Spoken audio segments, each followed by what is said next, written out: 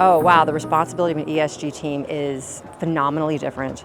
I would say 3 years ago, a lot of focus was on just data collection and monitoring and kind of understand what you're doing. We were in our own little world doing our own special niche thing. Now, the last 3 years, ESG really has started focusing on the importance of ESGs as disclosure for a company, right? So you're not just talking about what you're doing, you're aligning it with the risk of the organization. It's really understanding and partnering more with our financial team and our securities teams so that when we make claims or we make assertions and we talk about our ESG program and our goals and our metrics and our accomplishments, that we really are in step with them and aligned with how we're talking about it. That's been a huge fundamental kind of like shift in how we think about it in the whole world of ESG. Collaborating, right? It's communication, it's talking, it's really understanding your business. It's taking the time to work with other practitioners at your organization to understand what they're doing, why they're doing it, and then tying in, kind of just layering in the ESG into that. And I think that by doing that, you start to get people to see that it's not an add-on, it's kind of part of the organic way of thinking about an organization. So yeah, it's partnership, collaboration, education. When we started reorganizing, we kind of think about why we needed Datamaran. It kind of goes along with that fast-paced shift, right? In our maturity cycle, right, we did our first materiality assessment, kind of more the old-fashioned way, and at least had an understanding for what our risks might be and what issues we wanted to be tracking.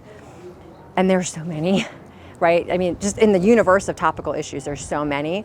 But then even for an organization like us to think about all of the things we need to track, and then we look at our team and we think we don't have the capacity as human beings to really know everything that's going on in those areas.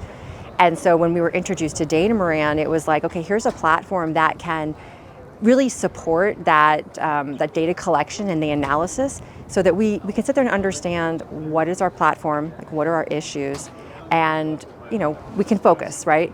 But with Datamaran, what it allows us to do is also think about and kind of track over time what we think might be secondary or tertiary issues, and we can understand when they might become more important, right? And it's that change that Datamaran has really kind of helped us transition towards. But it was like, there's no way that we could know everything or do everything on our own and really do a good job for our business.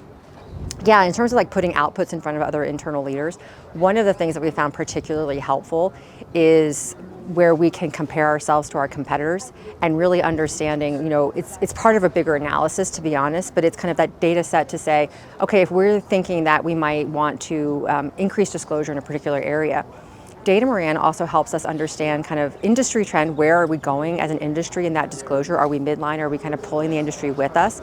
And it helps in that kind of understanding, okay, does it really matter? Is it going to change things if we disclose that?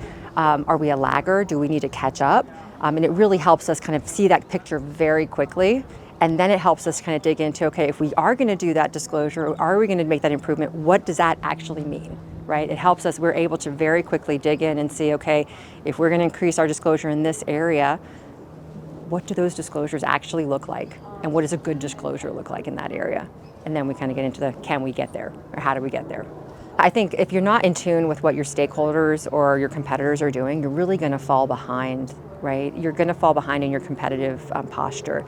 For us and other companies like us, it's so easy in this world of so much information and things moving so fast just to kind of have your path and I'm on it and we're doing it.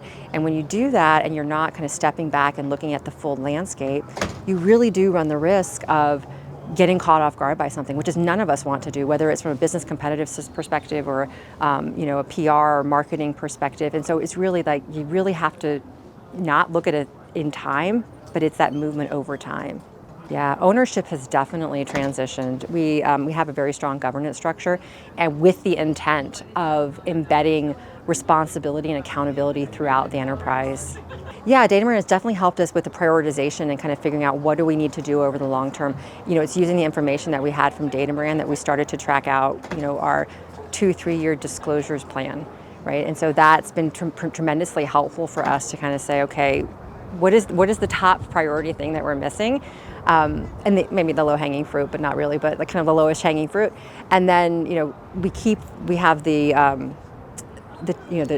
trackers, right? So we can look at our data and our development over time And so as we're developing that disclosure strategy, we're also kind of continuously monitoring what's happening in the marketplace and what's happening around the world to see, okay, where do we have to pivot and when do we have to adjust? And so that makes that so much easier for our team. And then having the data to communicate that to our leaders really helps with the buy-in and the understanding. And they are coming to us too a lot of times and saying, hey, in our realm, we're doing the best we can to understand. Can you guys help us understand and do the analysis for us to tell us where we are compared to our peers or compared to this specific industry group? Maybe it's a best-in-class group for their area.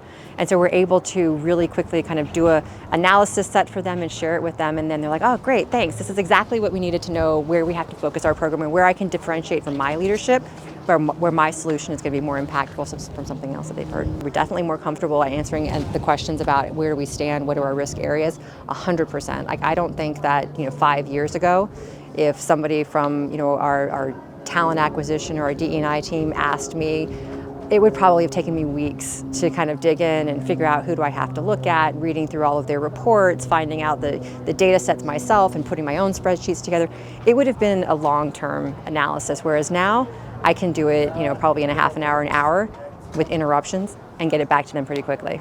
Staying on top of everything was exhausting, right? You feel like you have to have a chunk of your day that's really set aside to, okay, I'm going to read articles at this time and I'm going to have a formal way of kind of tracking what I'm hearing. And it was just so laborious and so time intensive, and there's always that fear that I'm missing something.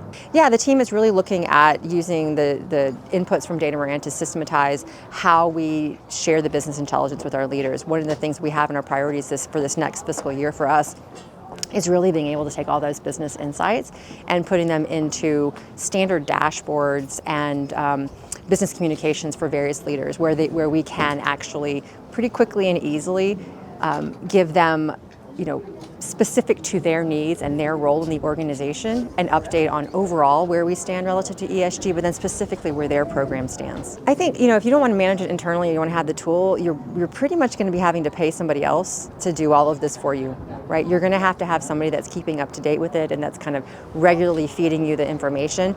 It's a very manual, I imagine, process. And I think then you lose the fact that the person that's kind of doing the first line of receiving actually is in your organization, understands your organization, because we're consultants, we come from a consulting world.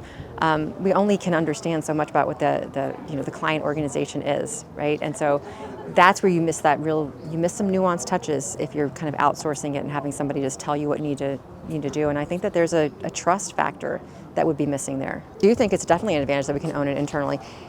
It gives our team credibility within the organization to be able to understand where our business drivers are, where we're trying to grow as an organization, and say, listen, here's another layer of risk factors that can affect our ability to get there. And then that helps then when you're kind of turning around and saying, okay, now I need your information for our disclosures and here's where we can disclose. They see us more as a business partner. It's not just us coming to them and asking them for the information that we're going to disclose. It's us bringing them business intelligence, helping them improve their programs, and then turning around and telling the world what great things they're doing. Oh my gosh, being able to actually lift up and see strategically is just that. You're actually able to look up and say, okay, what does the real global landscape look like? Where do we fit in it? And it allows our leaders and me to kind of really step up and say, okay, what are we missing? What can we do to be stronger, and where can we actually, what we're thinking is where can we make ESG and our ESG performance a market differentiator? Where can we use that as something our people are strong with our organization, we have strong technical capabilities, but we also have strong ESG. And how can we use that to get people to want to hire us and know us better and know what they're buying?